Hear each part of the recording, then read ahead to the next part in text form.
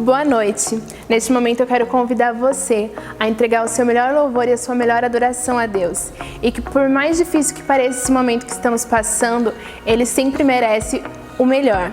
Não deixe que nada te distraia nesse momento, mantenha o seu foco diretamente em Deus. Tenham todos um bom culto e sejam bem-vindos ao Sunday Night. Nós queremos te agradecer, Jesus, por essa noite, a oportunidade de estarmos na Tua presença, aqui na nossa casa, seja onde estivermos, mas o Senhor está lá, o Senhor está presente. O Senhor conhece o nosso coração, o Senhor conhece o íntimo do nosso ser. Nós queremos te convidar agora, Espírito Santo, para que o Senhor esteja em nosso meio. Nós te convidamos agora, Espírito Santo, vem, Espírito Santo.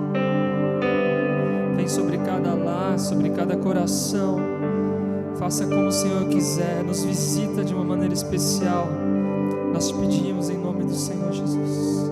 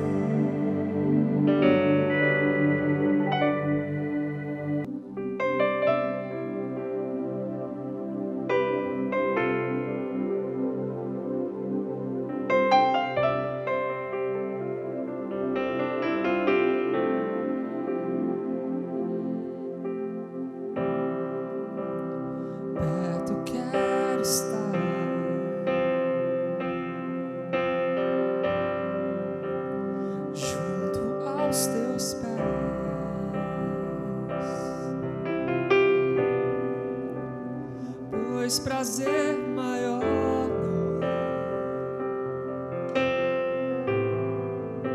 que me render e te adorar.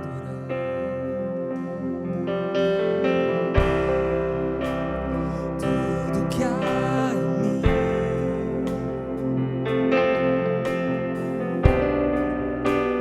quero te ofertar.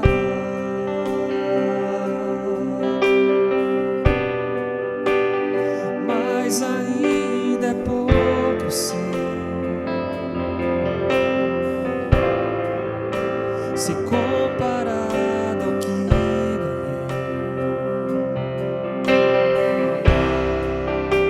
Não sou apenas servo, seu amigo me tornei.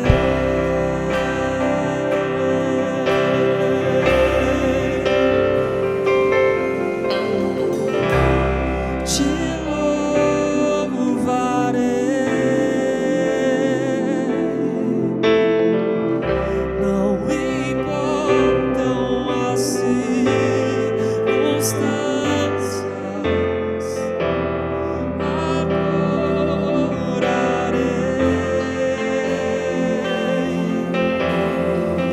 somente a ti, Jesus.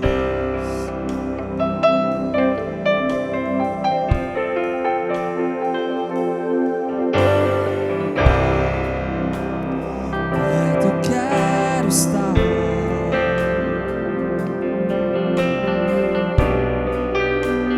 junto aos teus pés.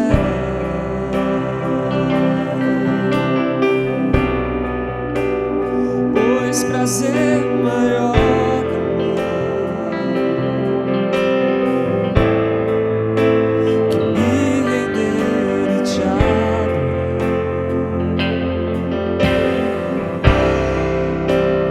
Tudo que há em mim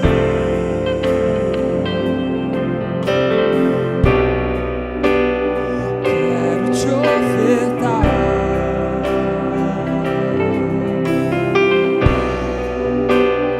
Mas ainda é pouco, sei,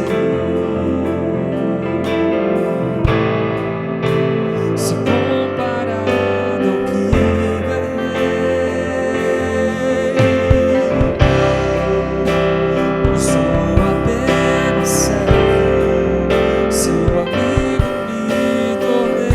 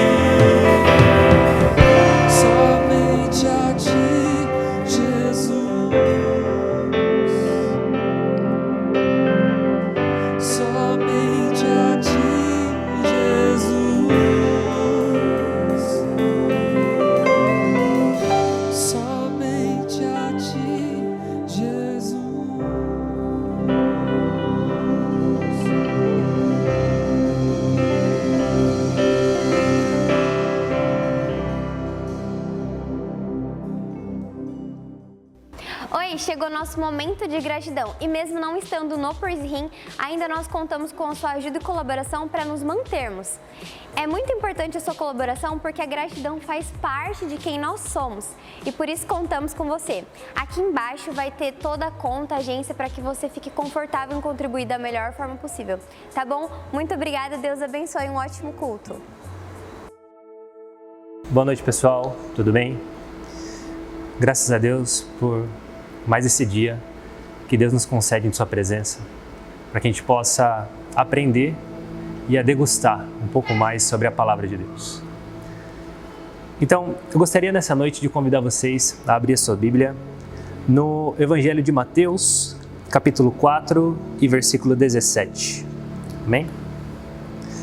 Primeiro Evangelho escrito. Então, vamos lá.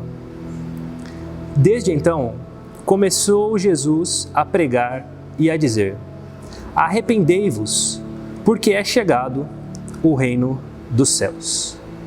Amém. Só até aqui, queridos. Há algum tempo, Deus ele vem ministrando ao meu coração a respeito de comportamento. Mas ele não é um comportamento como um comportamento individual, mas tem mais a ver com um comportamento social, né? Ou seja, como que eu devo proceder diante das outras pessoas, né? Como eu devo proceder diante de pessoas da minha família ou não, como eu devo proceder diante dos meus amigos, como eu devo proceder diante de pessoas que eu não conheço, né? Como que deve ser o meu comportamento em relação a isso, pessoal? Então, isso tem a ver um pouco sobre qual é a visão que eu devo ter em relação às outras pessoas. Qual a visão que Deus me chama para que eu tenha em relação ao meu próximo, em relação ao outro, né? Então, vamos entender um panorama bem rápido a respeito disso daí. Vamos pensar o seguinte: determinada pessoa, ela nasceu em um lar violento. Ela nasceu em um lar onde ela era espancada diariamente por talvez o seu pai bêbado, a sua mãe alcoólatra, e ela cresce em um ambiente dessa maneira, um ambiente depressivo, um ambiente caótico, e ela começa a crescer até o dia em que ela sai de sua casa. Quando ela sai de sua casa, pessoal, qual que é a visão que ela vai ter da sociedade? Talvez a visão que ela tenha da sociedade é de que a sociedade inteira é semelhante àquilo que ela viveu dentro da sua própria casa. Então talvez ela tenha a visão que a sociedade é violenta, de que a sociedade é alcoólatra e que a sociedade trata mal as outras pessoas. Agora um segundo panorama. Uma outra pessoa que cresceu em uma casa onde todo o carinho era dado para ela, toda a atenção era dada, uma casa onde o amor fluía, mas essa pessoa, ela também era rodeada de muita proteção. Ela era rodeada de uma proteção tal que os pais não deixavam com que ela tivesse contato com outros perigos, ou não abriam os olhos dela para uma realidade onde a sociedade pode sim ser má, né? Então, os dois quadros são quadros muito antagônicos, mas foi proposital para que a gente percebesse de forma latente as diferenças entre um e outro, né? E no primeiro caso, tem uma pessoa totalmente apreensiva em relação à sociedade, uma pessoa extremamente, não querendo se aproximar muito da sociedade, porque a sociedade pode machucá-la, a sociedade pode querer o mal dela. E no outro panorama, a gente vê uma pessoa totalmente entregue à sociedade, porque durante toda a sua vida, a experiência que ela teve com pessoas próximas a ela foi uma experiência boa. Então, talvez foi criada uma pessoa sem malícia, talvez foi criada uma pessoa que não duvidava que a maldade poderia existir, ou que as pessoas poderiam fazer mal a ela, né? Então, nós vemos que ambos os casos, eles devem ser evitados, né? Mas o que eu quero dizer com esses dois casos? Basicamente, cada uma dessas pessoas tem uma lente a qual enxerga a sociedade. Tem uma lente a qual ela olha o indivíduo e ela já tem uma preconcepção em relação às suas atitudes, né? E todos nós temos isso, pessoal. Todos nós temos uma preconcepção em relação a indivíduos, até mesmo aqueles que nós não conhecemos. Talvez principalmente em relação àqueles que nós não conhecemos. E essa lente a qual nós olhamos as outras pessoas, ela tem um nome, e esse nome chama-se cosmovisão. Qual é a cosmovisão em que nós temos em relação às outras pessoas, né? Se nós formos buscar um pouco a definição dessa palavra cosmovisão, a gente vai ver que ela tem um sentido muito mais amplo do que somente em relação ao que nós estabelecemos como padrão para os outros indivíduos ou ao que nós estabelecemos com que nós vemos os outros indivíduos. A cosmovisão ela trata da maneira com que nós enxergamos os céus e a terra, o final dos tempos, morte, vida, enfim, ela trata em relação a filosofias, ela faz uma abrangência muito grande em relação a tudo que é basicamente subjetivo em nossa vida. Agora, Deus, Ele nos chama para que nós tenhamos uma cosmovisão diferente. Uma cosmovisão que nós podemos dizer uma cosmovisão cristã em relação às coisas e em relação aos indivíduos, né? E nessa noite eu gostaria de focar muito em relação à nossa cosmovisão em relação aos indivíduos. Não vou entrar no mérito das outras facetas que a cosmovisão ela atinge, né? Mas principalmente focar nessa em relação aos indivíduos. Então lembre-se dessa palavra, pessoal, cosmovisão, e estudem um pouco a respeito disso, para que vocês possam ter um panorama talvez um pouco mais profundo do que nós vamos estudar aqui nessa noite, ok? Então, essa questão de cosmovisão é aquilo que o Espírito vem trabalhando dentro da minha vida, dentro do meu ser. Qual é a cosmovisão que o Tiago tem que ter em relação às outras pessoas? Mas quando o Espírito diz isso a mim, ele não diz que o Tiago deve ter isso, mas ele diz que o cristão deve ter isso. Então, todos nós que estamos tendo acesso a esta palavra, devemos tentar ver dentro de nós se nós estamos tendo o comportamento que uma cosmovisão cristã chama a existência para que nós tenhamos, né? Então, como que a gente pode olhar o mundo da mesma maneira com que Jesus olha o mundo? É basicamente essa a cosmovisão que Deus nos chama para ter. Como que a gente pode enxergar uma pessoa da mesma forma com que Jesus enxerga essa pessoa, né? Como que a gente pode pensar em Deus e tentar imaginar, à luz das Escrituras, sobre o que Deus pensa de si mesmo? O que Jesus pensa de Deus? Quais são os atributos que Ele revela a nós e que a gente tem acesso a esses atributos e como que a gente pode enxergar isso da maneira adequada? Qual é a cosmovisão que Deus nos chama para ter em relação à divindade, né? Então vamos lá.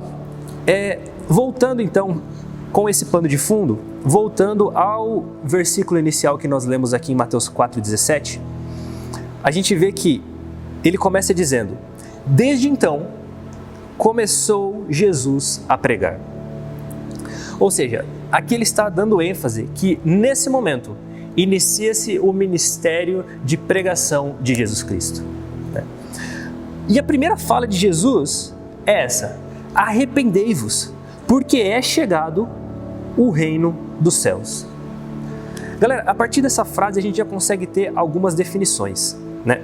A primeira definição é que se Jesus pede para que eles se arrependam, é porque eles tiveram um comportamento fora dos padrões estabelecidos pela lei, ou estabelecidos por Deus, né? Porque a lei ela vem de Deus. Então, se arrependam, tá bom, mas se arrependam do quê? Se arrependam de alguma coisa errada que vocês fizeram. Então, essa é a primeira coisa que a gente vê. Só que o mais importante dessa frase não é somente essa colocação de Jesus arrependam, mas é o sentimento envolvido em tudo isso. Qual é o sentimento que Jesus chama para que aqueles fariseus tenham, ou para que todas as pessoas que estão ouvindo aquela ministração, aquela pregação de Jesus Cristo tenham? Essa é a frase de Jesus quando ele chega diante do povo judeu, e ele fala: arrependei-vos. Arrependei-vos. Galera, Jesus, ele só tem essa iniciativa de falar para que eles se arrependam, porque ele estava disposto a liberar perdão. Então a gente vê que a primeira coisa que Jesus faz em seu ministério é ser misericordioso para com o povo. Vejam então que Jesus inicia o seu ministério falando arrependam-se. E ele fala arrependam-se porque ele já estava predisposto a ter misericórdia diante daqueles que teriam verdadeiramente um coração arrependido e disposto a largar os seus pecados. Então essa é a primeira afirmação que a gente pode ter desse versículo. Arrependam-se. Por quê? Porque Jesus está às portas e disposto a receber o seu arrependimento e liberar o perdão para você. Então Jesus, ele é o Senhor da misericórdia, pessoal. Ele é o Santíssimo Homem que, sendo perfeito em suas ações, ele ainda continua mostrando a sua perfeição, declarando a sua misericórdia para com o povo.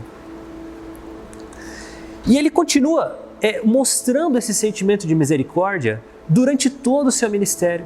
Ele não para no início, mas quando você começa a observar todas as ministrações de Jesus Cristo, ela nos traz essa característica de um ser misericordioso. E o próximo versículo que eu gostaria de ler com vocês se encontra no próprio livro de Mateus mesmo, só que no capítulo de número 12 e versículo de número 7. Jesus ele diz aqui o seguinte, Mateus capítulo 12, versículo de número 7. Mas se vós soubesseis o que significa misericórdia quero, e não sacrifício, não condenaríeis os inocentes. O que está acontecendo aqui, galera? Jesus Cristo, ele está passando por uma determinada região, e aí passa por uma seara, e os discípulos têm fome, e aí eles começam a colher as espigas que estão ali no chão. Só que era um sábado, e o sábado era sagrado. Então os fariseus olham para aquilo tudo e falam assim, viu, o que vocês estão fazendo é ilícito, vocês não podem fazer isso porque é sábado. E aí Jesus fala assim, dá uma aula de Bíblia para eles, dá uma aula de Antigo Testamento e fala assim, cara, vocês esqueceram aquilo que Davi fez e dá um exemplo sobre o que Davi fez no templo, que inclusive ele fez isso no sábado, e ele fala assim, se vocês entendessem que aquilo que eu quero é misericórdia e não sacrifícios, vocês estariam da forma que eu gostaria que vocês estivessem. Então, novamente, Jesus aqui mostrando a sua misericórdia, mostrando aquilo que Ele também nos pede para que tenhamos. Misericórdia em relação às outras pessoas. Mas a gente vai ver isso um pouquinho mais fundo nos tópicos a seguir. Às vezes, queridos, o que acontece é que nós acabamos sendo fariseus modernos. Acontece que, por vezes, a gente olha uma pessoa desobedecendo algum mandamento de Deus e nós acabamos tendo uma atitude muito semelhante àquelas que os fariseus tiveram diante dos discípulos de Jesus. Às vezes, pessoal, a gente passa a ser muito zeloso com a palavra. Às vezes a gente começa a obedecer fielmente todos os mandamentos de Jesus. E isso é algo muito bom. Só que, com tudo isso, nós ainda não perdemos a oportunidade de condenar a pessoa que está passando por um momento de fragilidade. A pessoa que está passando por um momento em que ela não está conseguindo se manter firme. Então, naquele momento em que nós nos vemos em uma posição elevada diante de Deus, a gente olha para uma pessoa que está numa posição frágil e acaba apontando o dedo e condenando. Mas vejam, pessoal, que esse não é um sentimento muito fácil da gente identificar. Esse não é algo que a gente olha para a pessoa e chuta a pessoa. Não é como quando a gente vê na parábola do bom samaritano, que a gente olha uma pessoa ferida e simplesmente passa por ela e vai embora. Não é algo assim.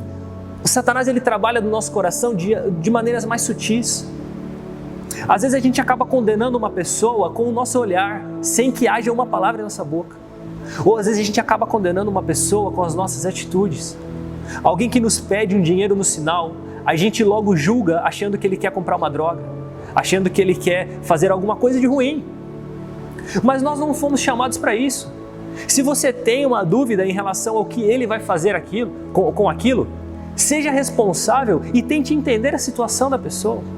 Eu sei que às vezes é muito difícil, é muito mais fácil eu falar aqui para vocês do que efetivamente a gente conseguir ter uma reação como essa. Mas o que Jesus chama para que a gente faça é que a gente tenha cuidado para com as outras pessoas.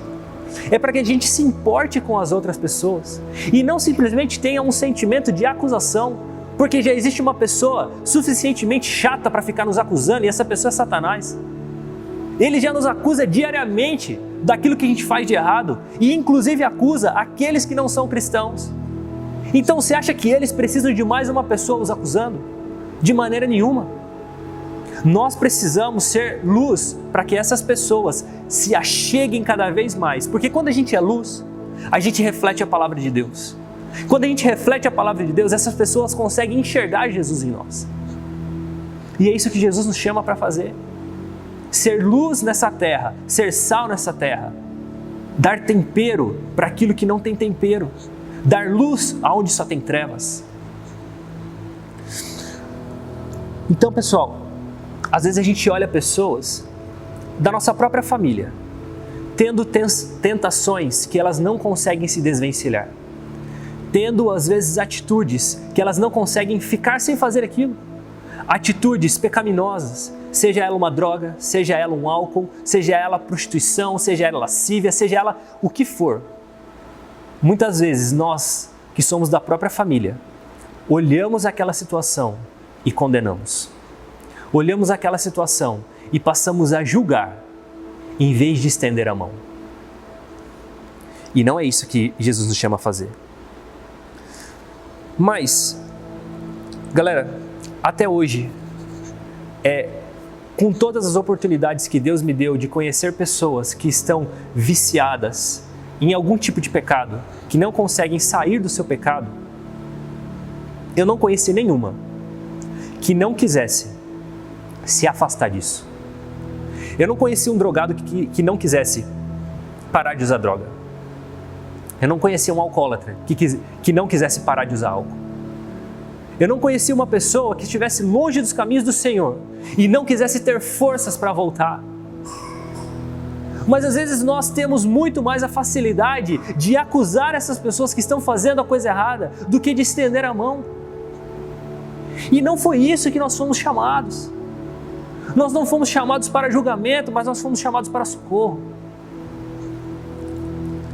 Ou vocês acham que o alcoólatra ele não quer uma ajuda? Ele não quer parar de beber o álcool?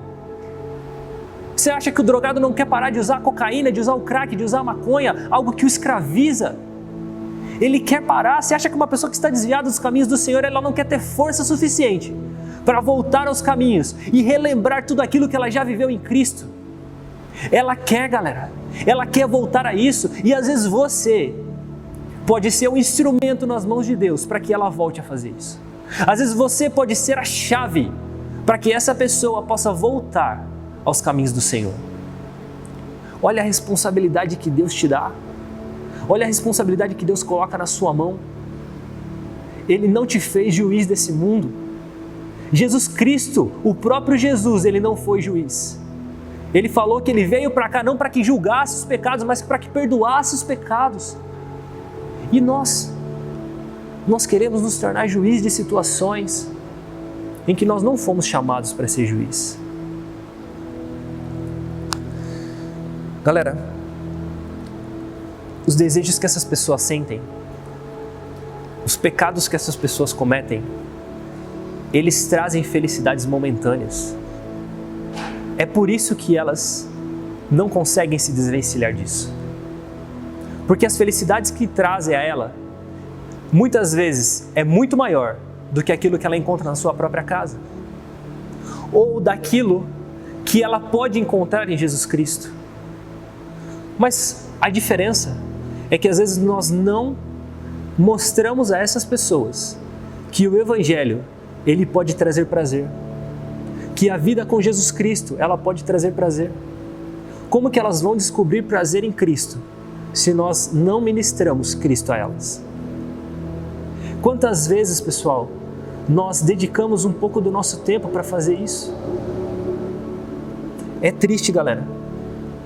É triste ser exortado por Jesus Cristo nesse momento, no momento em que nós estamos em casa, muitas vezes preocupado com aquilo que há de acontecer, muitas vezes preocupado com situações, pessoas tendo seu salário diminuído, pessoas perdendo o emprego, pessoas morrendo por causa de um vírus. E eu ainda tenho que me preocupar com pregar o Evangelho. Na verdade, isso é a única coisa que você tem que se preocupar. Você não tem que se preocupar com o amanhã, porque a palavra de Deus diz que se a gente procura primeiro o reino de Deus e a sua justiça, as demais coisas serão acrescentadas. Mas ele não para por aí, mas ele fala o seguinte: não vos preocupei com o dia de amanhã, basta a cada dia o seu mal. Basta a cada dia o seu mal. Se a gente coloca os nossos anseios na mão de Jesus Cristo, o restante das coisas Ele cuida para nós.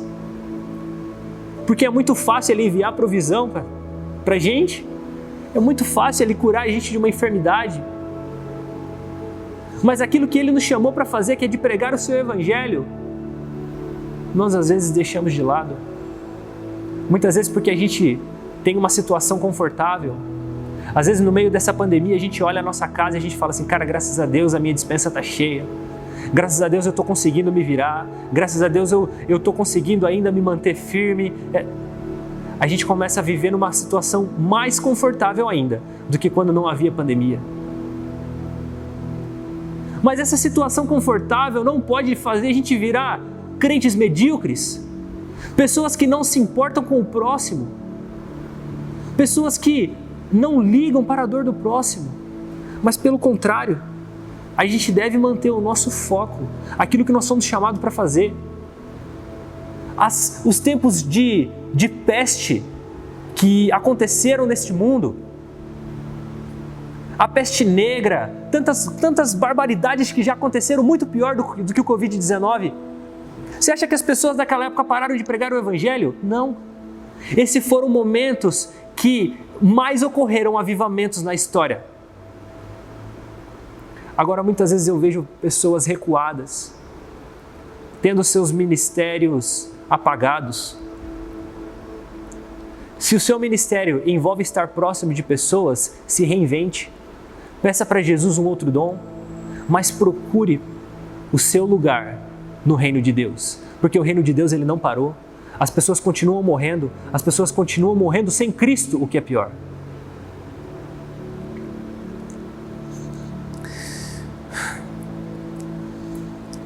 Mas muitas vezes, pessoal, a gente tem um sentimento que essas pessoas que vivem numa vida pecaminosa, elas deveriam se cuidar mais. Elas deveriam tomar mais cuidado, elas deveriam ter ouvido conselhos. Sim, tudo isso é verdade. Tudo isso é verdade.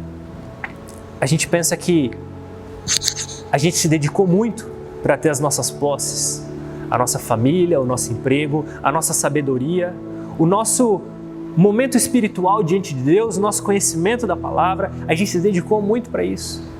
E é verdade. Quantas vezes a gente fala, quantas vezes eu não me esforcei de não sair de casa, não sair com os meus amigos para ficar estudando, para que eu conseguisse ter um emprego hoje por causa da minha faculdade? Quantas vezes eu disse não para os manjares desse mundo, para que a minha santidade ainda continuasse inabalável diante de Deus, porque eu sabia que essa era a coisa certa a se fazer. E isso é tudo verdade. Mas sabe de uma coisa, pessoal? Cuidado para que esses sentimentos eles não sejam maiores do que a sua humildade. Cuidado para que esses sentimentos não acabem aflorando em você um sentimento de orgulho, um sentimento de prepotência.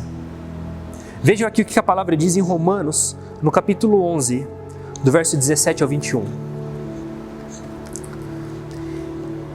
E se algum dos ramos forem quebrados, e tu, sendo zambujeiro, foste enxertado em lugar deles, e feito participante da raiz e da seiva da oliveira, não te glories contra os ramos, e se contra eles te gloriares, não és tu que sustenta a raiz, mas a raiz a ti. Dirás, pois, os ramos foram quebrados para que eu fosse enxertado? Está bem, pela sua incredulidade foram quebrados, e tu estás em pé pela fé.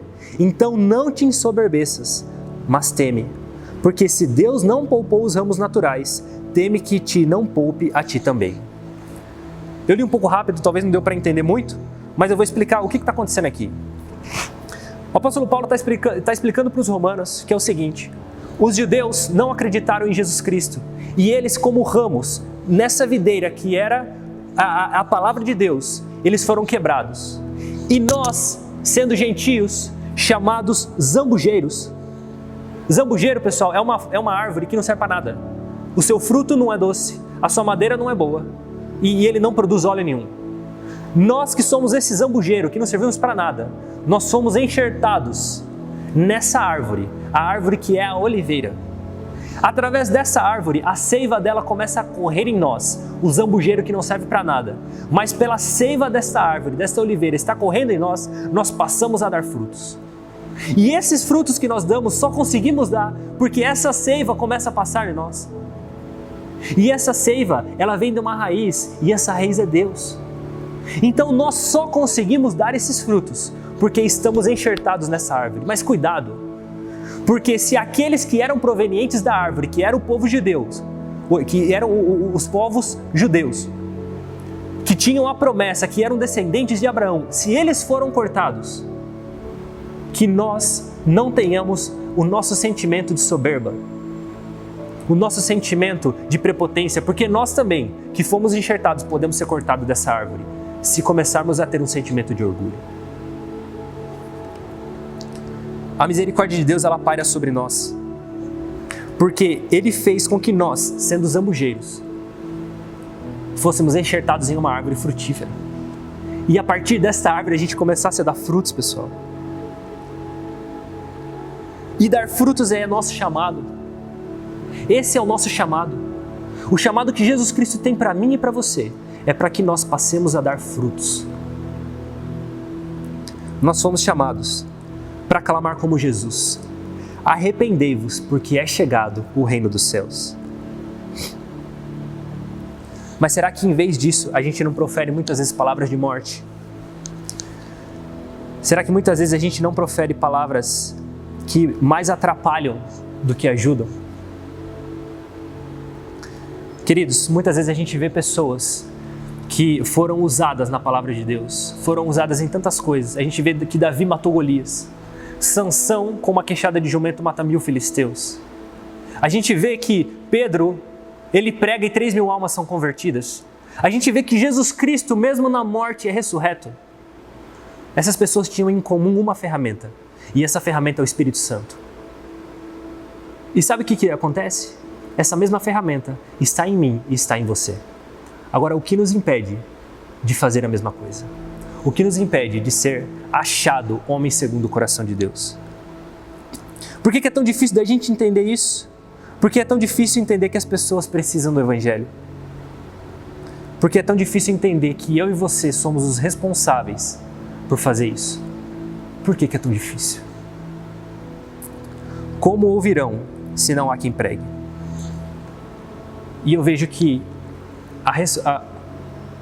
isso tudo acontece porque a nossa cosmovisão, ela está errada. A gente não consegue ver as pessoas da maneira com que Jesus vê as pessoas. A gente não consegue enxergar o nosso irmão da mesma forma que Jesus enxerga. Se a gente amasse os nossos irmãos como Jesus ama eles, nós pregaríamos mais o Evangelho. Mas como que a gente está enxergando as pessoas, pessoal? A gente está enxergando elas como concorrentes, como vilões, como pesos em nossas vidas? Ou a gente está enxergando ela como filhos que precisam de mais cuidado? Como pessoas que precisam de perdão? Queridos, talvez você seja a placa para direcionar o caminho para alguém. Talvez você seja a única Bíblia que essa pessoa vai ter a oportunidade de ler. Para finalizar, gostaria de terminar com um verso que está em 1 Timóteo, capítulo 1, verso 5. Ora, o fim do mandamento é o amor de um coração puro e de uma boa consciência e de uma fé não fingida. Então, pessoal, que o Espírito Santo possa terminar de falar no coração de vocês aquilo que as minhas palavras não puderam alcançar. Amém? Vamos orar? Senhor Deus e Pai, te agradeço, meu Deus, pela Tua palavra e pelas Tuas verdades, Pai. Que Teu Espírito Santo, Pai, continue nos exortando, Senhor.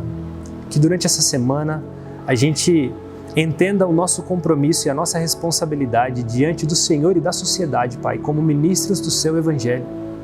Não precisamos de um púlpito para ministrar. Não precisamos, Senhor, meu Pai, de coisas extraordinárias acontecendo para que a gente fale a respeito do Senhor. Pai, em nome de Jesus, nos ajuda, Pai, a entender isso. Amém. Tenham uma ótima semana. Fiquem com Deus.